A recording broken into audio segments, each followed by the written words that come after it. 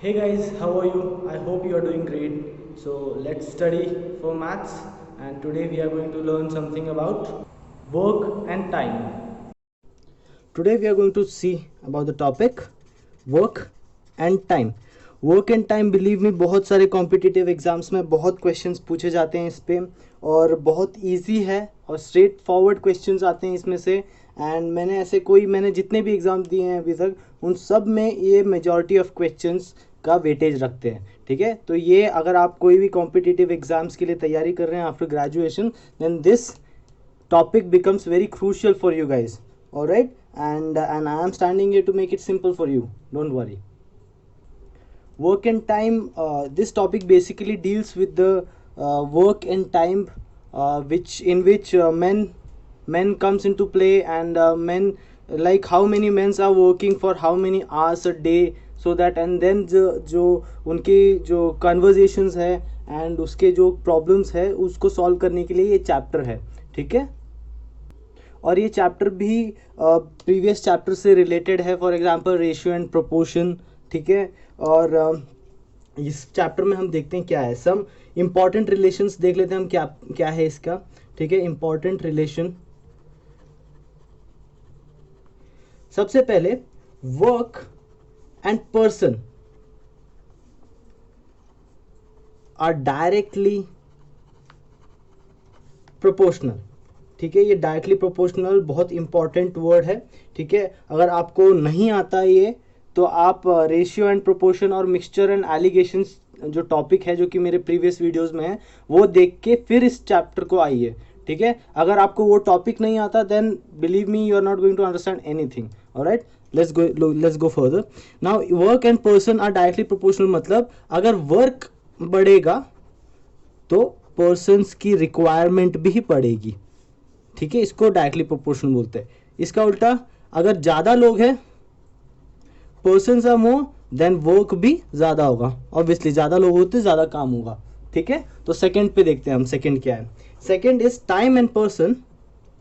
Time and person are inversely proportional. Inversely proportional. ठीक है, inversely proportional मतलब time जो है और जो पर्सन है इनवर्सली प्रोपोर्शनल है। मतलब अगर टाइम ज़्यादा होगा तो हमको पर्सन कम चाहिए होंगे। ऑब्वियसली मेरे पास बहुत ज़्यादा टाइम है तो मैं कम लोगों को हायर करूंगा मेरे काम के लिए। ठीक है, इसी का उल्टा, अगर मेरे पास टाइम कम है तो मुझे ज़्यादा लोग को हायर करना पड़ेगा। राइट, बेसिक सा फंडा है। ठीक है, अगर मेरे पास टाइम कम है और मेरे को कोई चीज़ कंप्लीट करनी है, तो मैं ज़्यादा लोगों को हायर करूंगा, so that the work can be updated और finished at the given time of frame. Alright, तो ये बेसिक कॉन्सेप्ट है। और थर्ड जो रिलेशन है वो है work and time. Work and time are also directly proportional. Directly proportional मतलब प्रोपोर्शनल वर्क है और टाइम। अगर वर्क ज़्यादा होगा तो टाइम भी ज़्यादा लगेगा ना, और वर्क कम होगा तो टाइम भी कम लगेगा। आज सिंपल एज दैट। ठीक है, अगर आपको ये बेसिक चीज़ें समझ में आ गई तो हम आगे बढ़ सकते हैं। अगर आपको नहीं समझ में आता तो रिवाइंड करके वापस देख सकते हैं। ठीक है, so let's go for next concept और क्वेश्चंस। नाउ लेट अस सी सम रूल्स। ऑलराइट, इसमें रूल्स है बहुत सारे, जो कि मैं आपको कैसे समझाऊंगा, एक रूल बताऊंगा उसके बेस्ड पे एक क्वेश्चन बताऊंगा। Alright, so that you can understand easily. तो सबसे पहले रूल क्या कहता है कि if a person can do, if a person can do a piece of work in n days or hours, in n days or hours depending on the question, all right, then that person's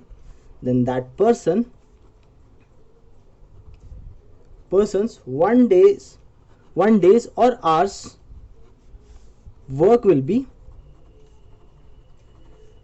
1/n।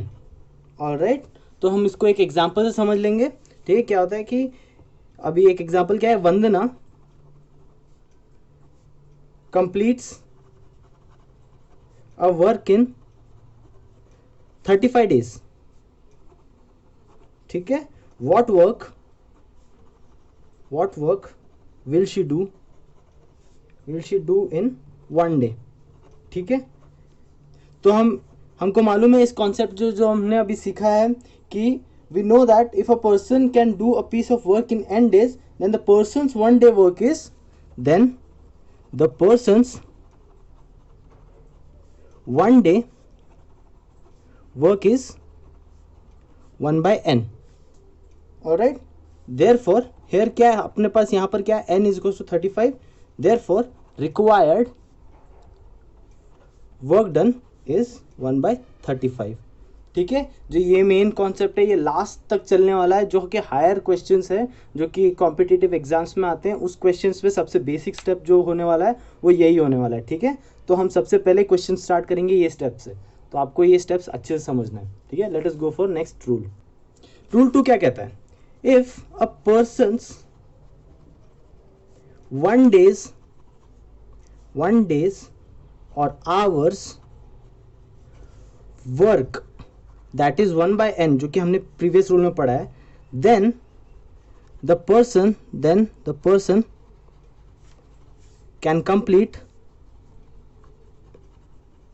the work in n days और hours. ठीक है, ये basically उल्टा है, पिछला जो हमने पढ़ा था उसका उल्टा है. ठीक है, वही क्वेश्चन को आप इसके एग्जाम्पल की तरह से ले सकते हैं. Now let us go for rule number 3. Rule number 3 ये थोड़ा सा इंपॉर्टेंट है. ठीक है, देखते हैं. If a person is n times efficient than the second person,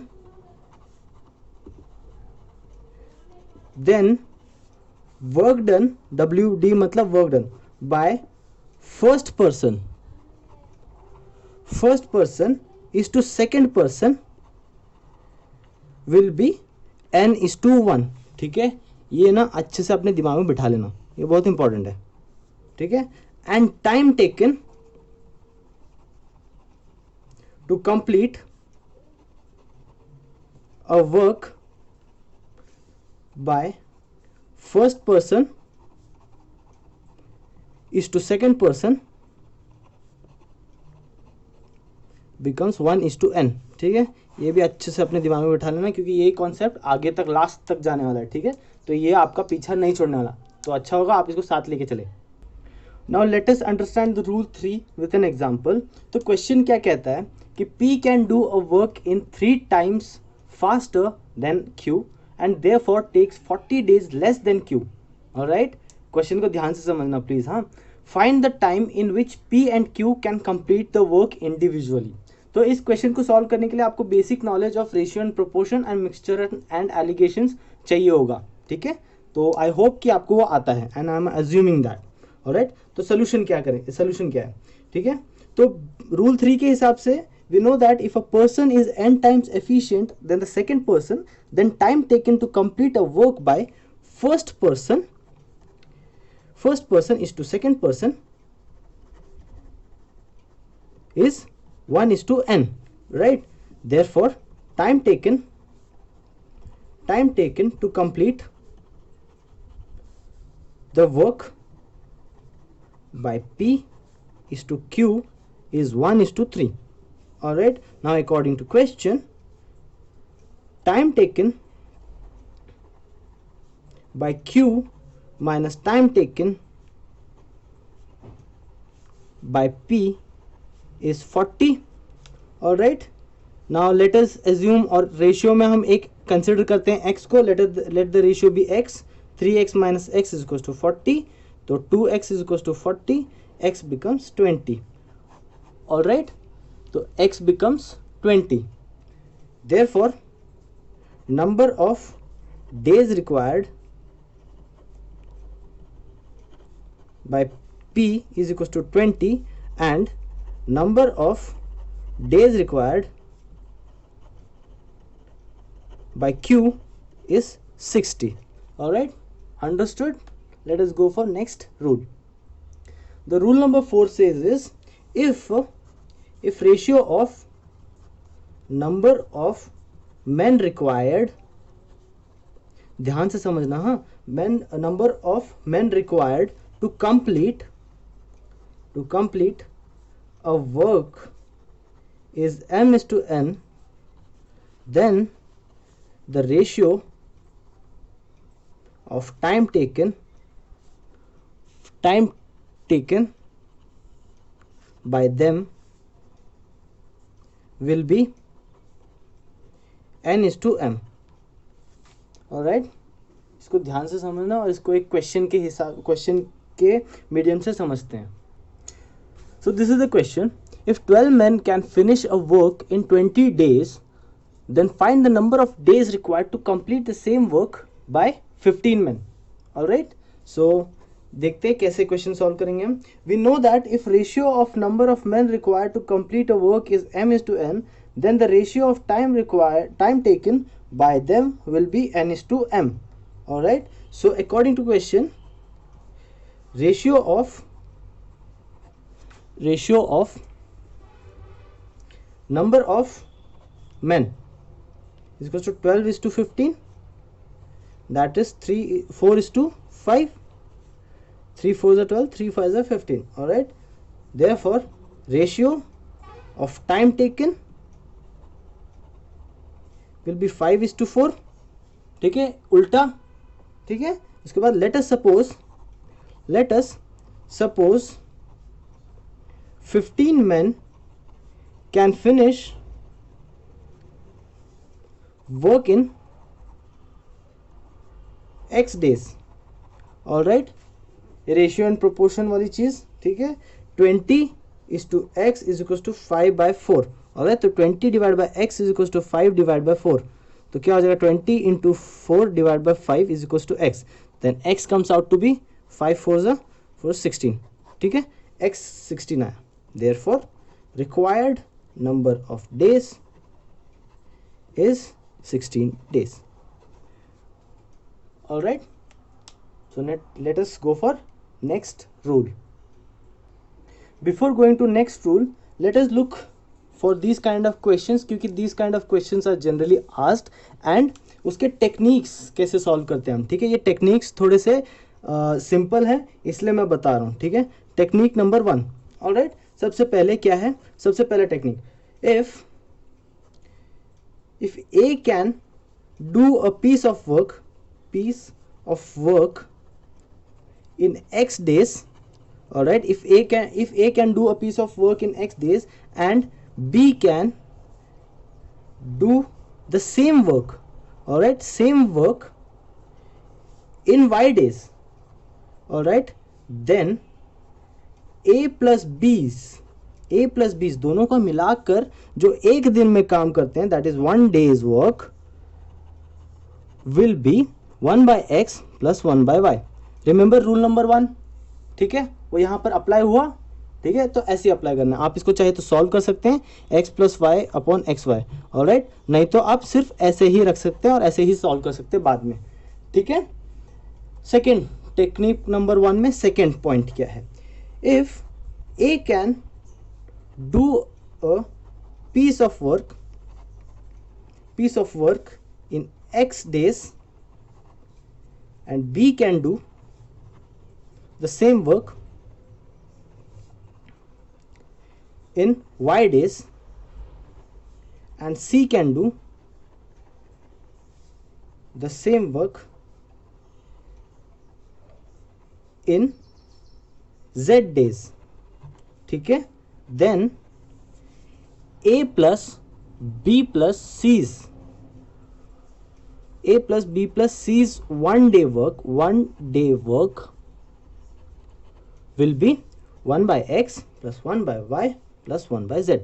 आप ऐसे भी सॉल्व कर सकते हैं या फिर इसको आगे फर्दर सॉल्व करके भी yz plus xz plus xy divide by x plus y plus z. ठीक है, ये मैं इसको प्रेफर नहीं करता हूँ क्योंकि ये याद रखना मुश्किल होता है, इसलिए सीधा मैं फर्स्ट रूल लगा लेता हूँ हर जगह पे. ठीक है, तो आप भी यही मेथड लगा सकते हैं. तो इसका एक क्वेश्चन देख लेते हैं, उसके बाद आगे का देखते हैं. So this is the question. ठीक है, A can do a piece of work in 10 days and B can do the same work in 12 days, then how long will they take to finish the work if both work together. ठीक है, तो इसका normal approach जो हमने ये rule में पढ़ा था कि as 1 day work becomes 1/10 and B's 1 day work becomes 1/12. all right, इसके बाद A plus B's 1 day's work is 1/10 plus 1/12. all right, so 12 plus 10 divided by 120, that becomes 22 by 120, that is 11/60. all right, इतना आया।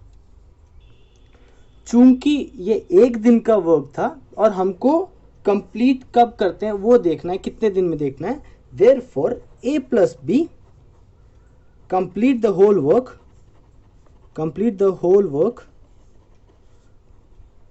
work in 60/11 days. all right, which comes out to be 5/11 days. all right, here we finish the technique number 1 for rule number 3, I guess. all right, yeah, 4. ठीक है, rule number 4. all right, so I will talk to you more about this in the next lecture video. so if you have watched till now, I hope कि आपको ये समझ में आया होगा और आप इस रूल्स के बेसिस पे कुछ क्वेश्चन सॉल्व करेंगे। एंड नेक्स्ट वीडियो में मैं आगे आपको समझाने वाला हूँ। ठीक है, बाय बाय, टेक केयर।